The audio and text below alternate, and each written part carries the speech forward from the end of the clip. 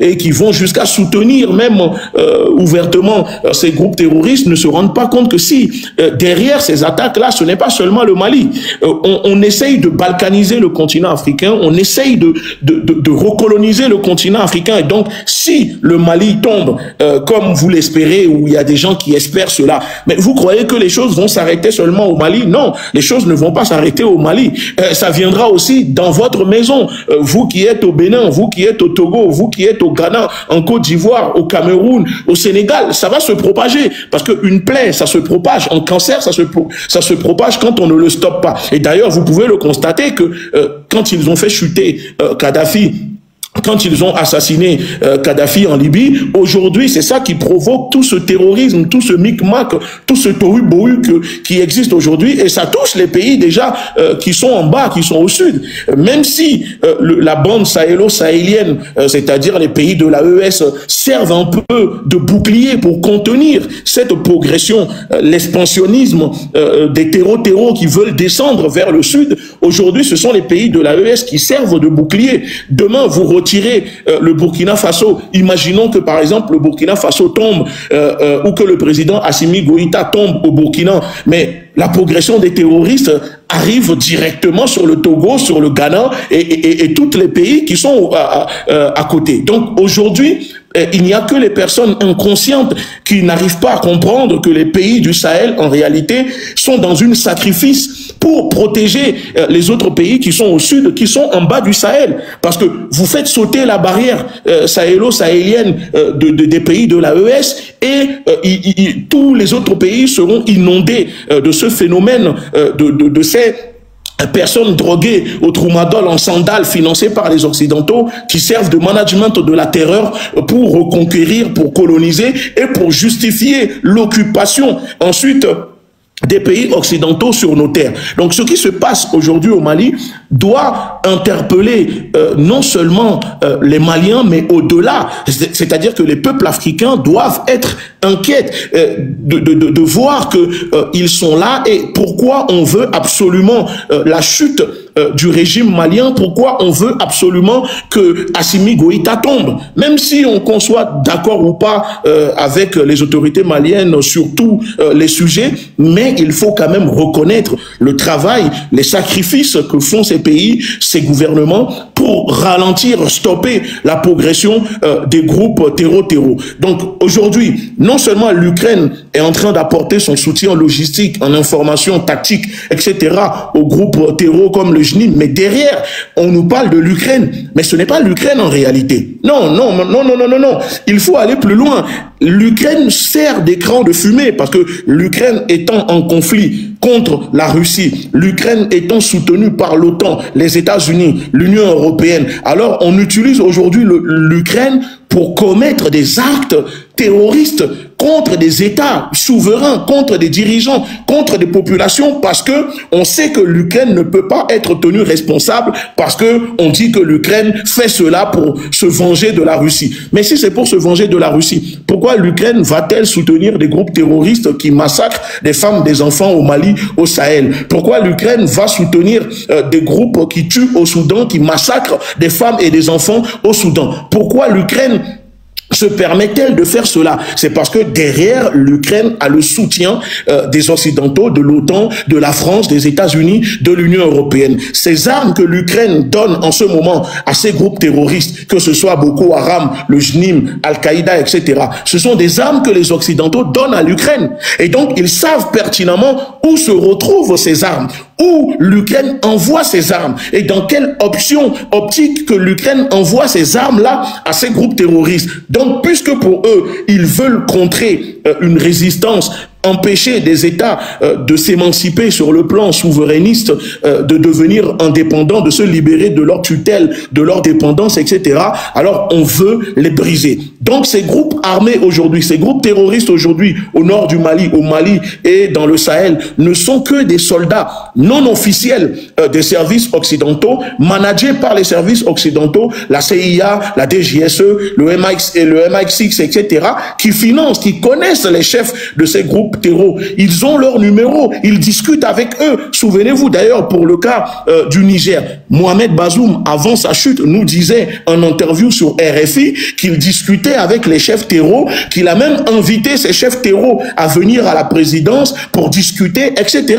Donc ne croyez pas que ces personnes qui se disent terreau, qui tuent vos parents, qui tuent vos sœurs, vos pères au Mali, au Niger, au Burkina, au Togo, etc., ne sont que des inconnus pour les services de renseignement. Non, c'est les leurs, c'est eux qui les financent, c'est eux qui les soutiennent, c'est eux qui leur donnent les informations pour procéder cela. Parce que vous imaginez bien que demain, la France, par exemple, ne peut pas envoyer des soldats massacrer des populations ouvertement devant tout le monde, placer des bombes, exploser des bombes, etc.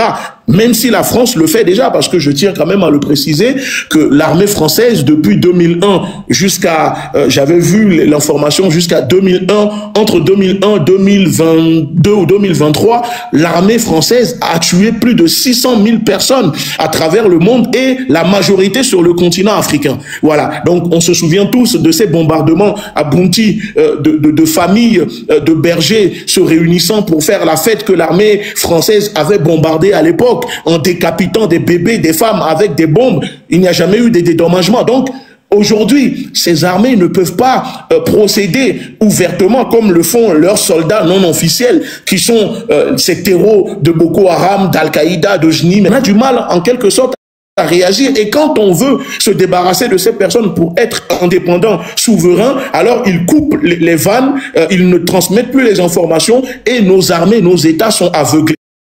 Donc pour compenser cela, pour combler un peu cette dépendance vis-à-vis de l'ancien pays colonisateur, c'est pour cette raison que certains pays aujourd'hui, la Chine, la Russie, l'Europe, la Turquie, etc. Donc parce qu'aujourd'hui on le sait que puisque nos États ne sont pas indépendants, nos États ne sont pas structurés, d'accord, sur le plan informationnel, en contre-espionnage, etc. On peut dire ce qu'on veut. Moi je trouve que dans la lutte contre le terrorisme, malheureusement nos États sont en retard dans le contre-espionnage. Parce que vous ne pouvez pas me dire que tous ces terreaux qui se filment ouvertement, on voit leur visage en train de massacrer des gens, non pas de famille, non pas de...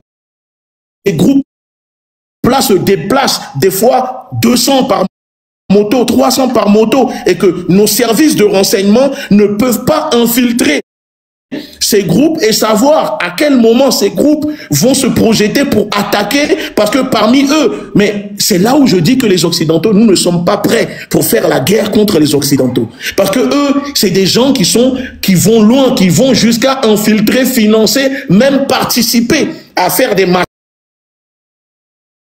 Aujourd'hui, qu'est-ce qui manque à nos États pour faire la même chose, pour infiltrer, pour recruter parmi ces groupes-là des personnes? Parce que quand ils vont avec ces groupes, ils le font pourquoi? Ils le font pour de l'argent. C'est pour de l'argent. Ce n'est rien d'autre que pour de l'argent et pour des raisons idéologiques. Donc nos États peuvent mettre en place des services de contre-espionnage, un service très compétent pour traquer ces personnes. Est-ce que vous avez déjà vu, depuis que nos États luttent contre le terrorisme, depuis qu'ils nous disent lutter contre le terrorisme, la lutte contre le terrorisme, tout ne peut pas être basé uniquement que dans une lutte militaire, ne peut pas être...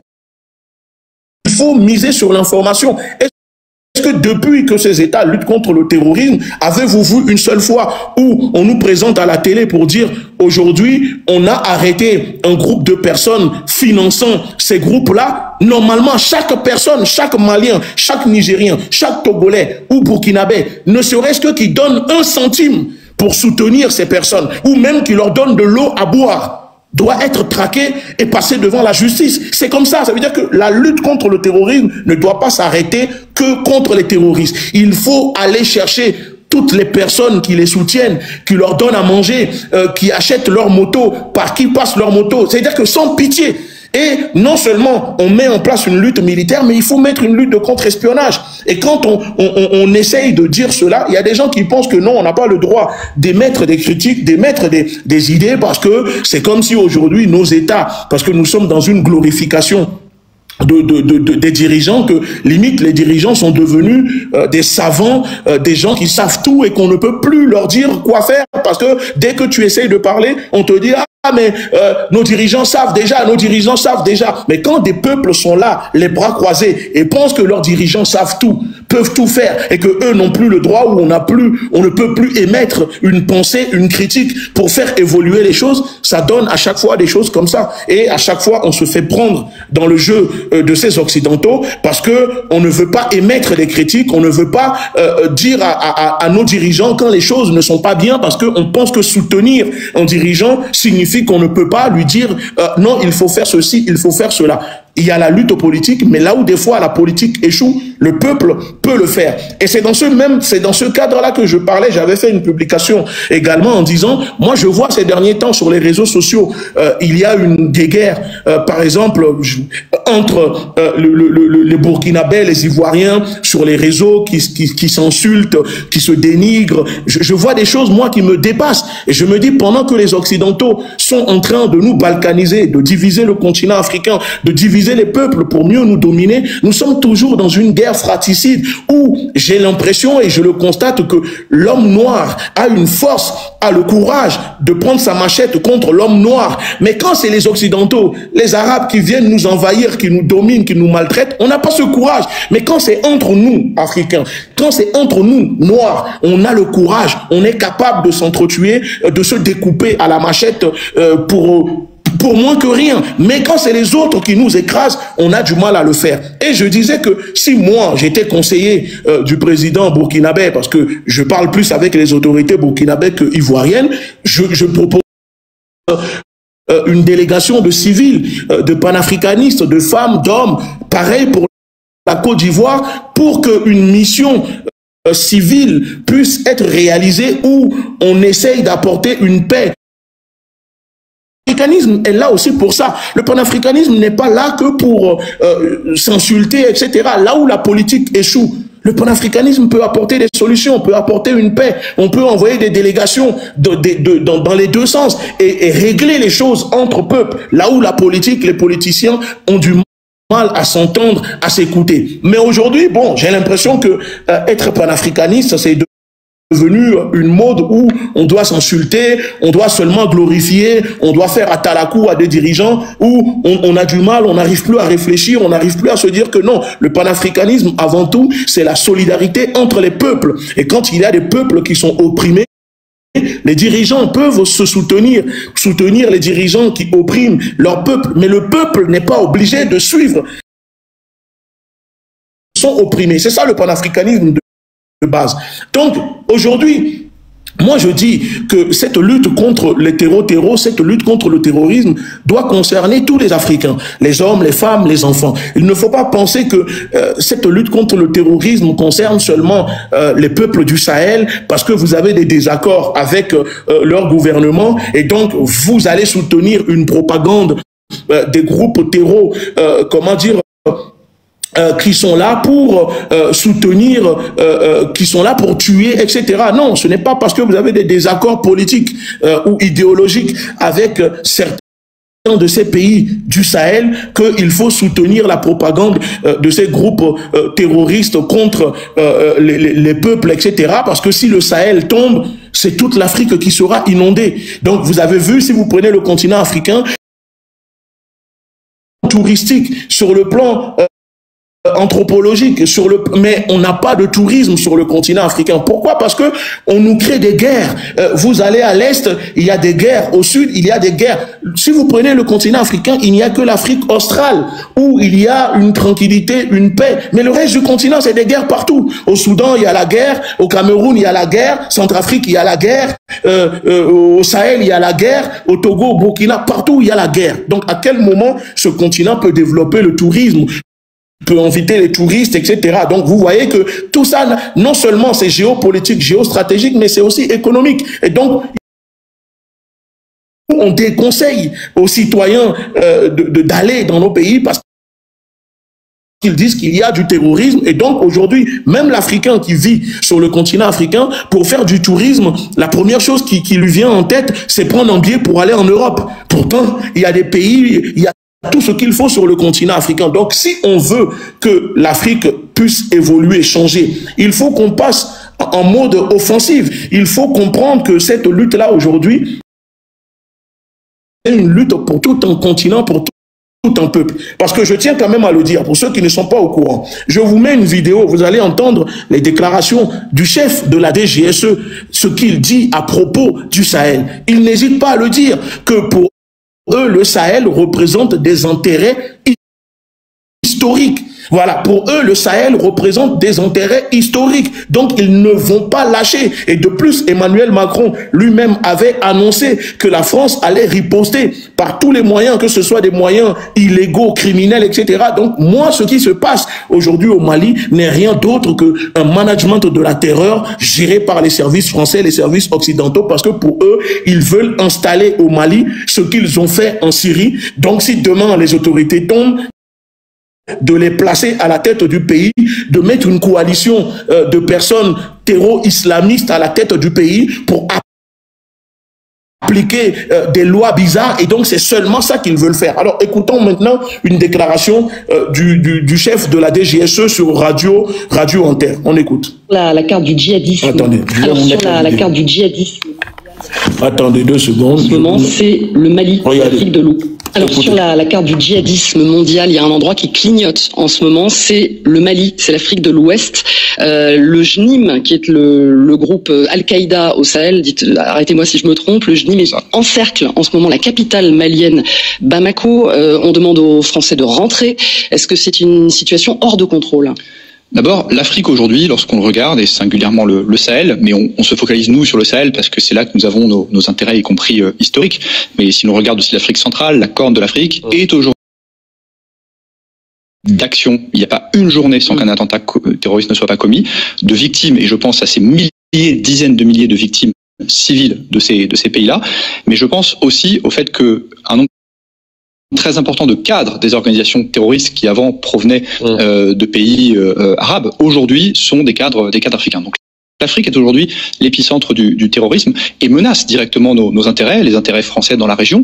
Mais nous avons aussi en mémoire le fait que laisser s'installer des groupes terroristes, laisser se constituer les sanctuaires, a toujours donné dans l'histoire récente de nos pays ensuite des projets d'attentats.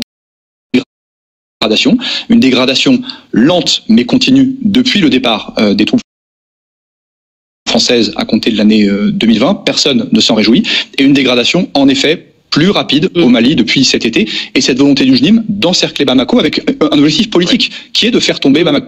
Voilà, vous voyez, vous venez d'entendre les déclarations du chef de la DGSE.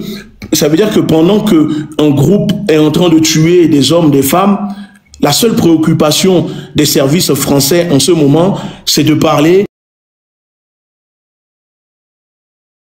Loin de ça, ceux qui vivent au Mali peuvent vous témoigner. Le JNIM n'est pas en train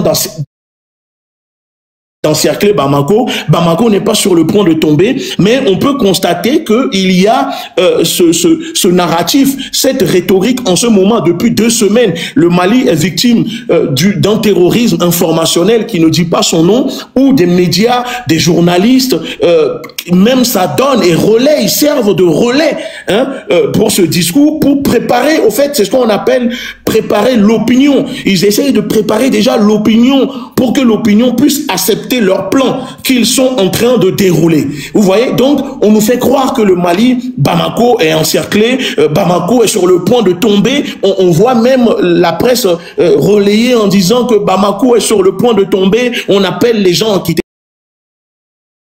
Tenter de créer en quelque sorte un effet panique, vous voyez, donc en créant la panique au sein des populations, semer le doute dans la tête des populations pour que les populations se disent, ah finalement, Assimi Goïta n'a pas réussi, Assimi Goïta est incapable, le gouvernement est incapable, donc oui, il n'y a pas de souci. Et aussi, pourquoi, surtout,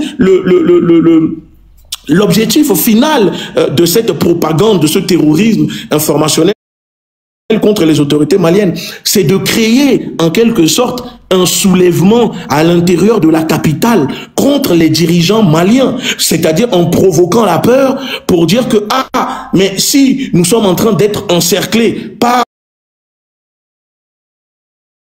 réussi. Donc, si les autorités maliennes tombent, alors le problème sera réglé parce que nous allons mettre une autre personne. Et le chef des renseignements de la DGSE lui-même le dit, nous avons nos intérêts historiques au Sahel. Et ils ne l'ont pas digéré, l'humiliation La Bérésina que le Mali a fait subir à la France et Macron, les services français